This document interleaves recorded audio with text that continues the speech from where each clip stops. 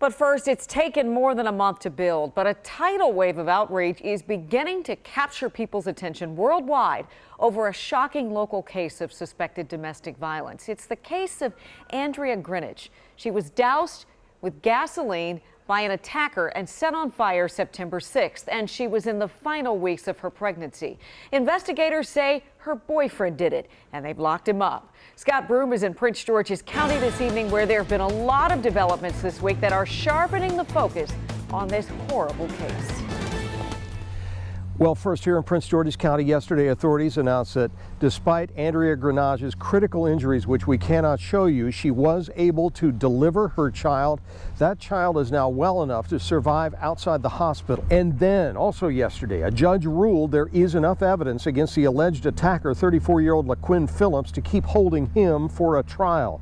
These two developments lit up social media worldwide overnight, starting a new flood of donations coming into the Grinage family's GoFundMe page. And now this evening, a huge anti-domestic violence rally is planned at the Word of Life Christian Center in Forestville. Grinage's family is expected to appear because she's still hospitalized with critical burns and may not survive. So this is real for me. One of the organizers is Lynn Strange, who herself is a domestic violence survivor. Strange says it's time to open a new front in the fight against domestic violence by creating a registry.